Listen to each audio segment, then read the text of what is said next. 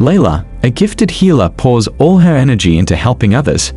Day by day, she worked tirelessly, tending to the needs of her village. People revered her for her compassion, but as time passed, the weight of their burdens became hers. Layla's physical strength waned, her emotional resilience dwindled, and she found herself on the brink of burnout. The science behind burnout is profound.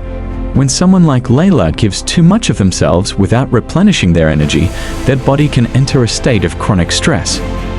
Researchers have found that stress doesn't just affect us emotionally, it alters us at a genetic level. The field of epigenetics, which studies how behaviors and environment can cause changes that affect the way genes work, has revealed that prolonged stress can actually switch on genes associated with anxiety, depression, and immune dysfunction. Layla's situation mirrors the experience of many who care for others without attending to their own needs.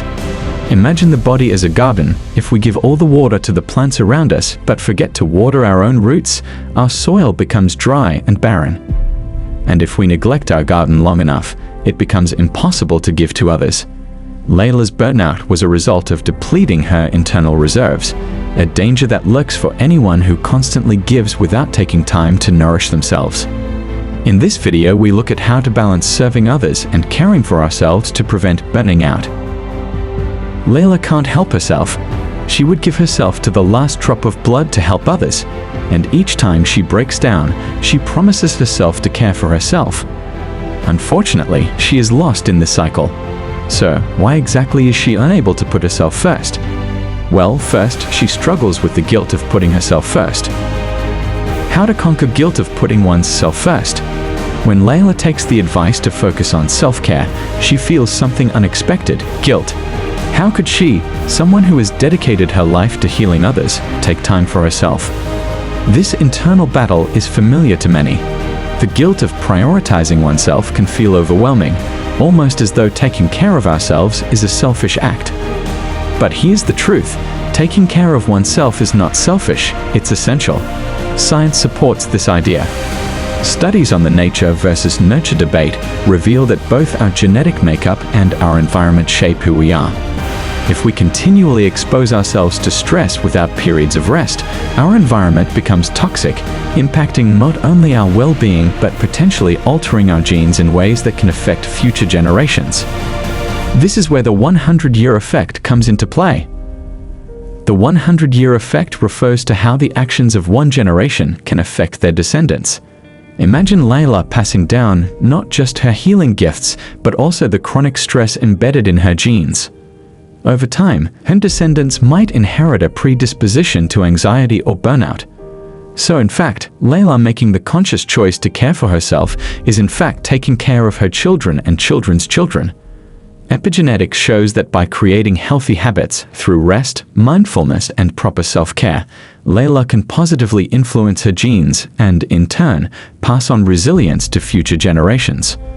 Once guilt has been rid of, the most likely obstacle to self-care is finding the balance between doing it and also helping others. How to balance helping others and helping oneself? Layla's journey toward balance will not be easy. She has to learn that helping others doesn't mean she has to give everything. In fact, by finding equilibrium, she could offer even more to those in need. This balance is like the concept of pruning in gardening. By trimming a plant, you may think you're taking something away, but in reality, you're allowing it to grow stronger and more vibrant. To find balance, Layla had to set boundaries. She must learn to say no when necessary, realizing that her worth as a healer isn't diminished by the times she chose to rest. Research on emotional labor shows that caregivers, whether healers like Layla or anyone in a helping profession, need time to recover. Without recovery periods, the brain and body enter a cycle of exhaustion, leading to reduced empathy, frustration, and even physical illness. Finding this balance means being intentional. Finding balance often required including minute change to her daily activities while still maintaining her gift for others. Activities like meditating in the mornings, taking regular breaks, and finding joy in small, daily rituals. Over time, she will be able to build more concise self-care habits, as balance isn't about doing less, but about doing things with more focus and energy. So, what are some crucial self-care habits and practices Layla should look into imbibing? self-help habits to imbibe in everyday life to prevent burnout. Let's look at some of these habits, supported by science, that can be beneficial for anyone looking to prevent burnout. 1. Mindfulness and meditation. Layla should learn to begin her mornings with meditation, grounding herself in the present moment. Studies on mindfulness show that regular practice reduces stress, improves focus, and promotes emotional regulation. For Layla, this habit is like watering her roots, ensuring she starts each day with a clear and calm mind. 2. Physical activity. Understanding the mind-body connection, Layla should take up gentle forms of exercise, such as walking and yoga.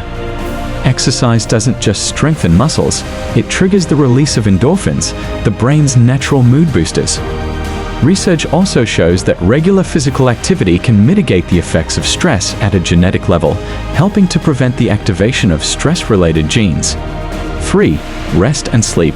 Just as important as her active habits, Layla must learn to prioritize sleep. Sleep is the body's natural healing process, essential for cognitive function, emotional stability, and physical health.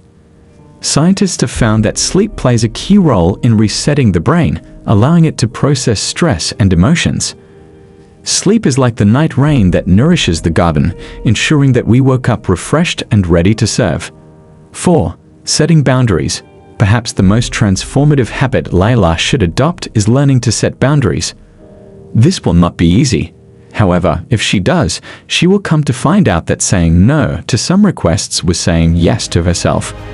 By preserving her energy, she could offer more to the people who needed her most. Neuroscience has shown that setting boundaries reduces cognitive overload, preventing the brain from becoming overwhelmed. 5. Journaling and reflection. Every evening, Layla should reflect on her day, writing down her thoughts and emotions. Journaling is a proven method to process emotions and track personal growth. It allows people to recognize patterns, celebrate successes, and identify areas where they could improve. Science tells us that reflective practices like journaling can boost mental resilience, helping individuals better cope with stress. Layla's journey is a testament to the power of self-care.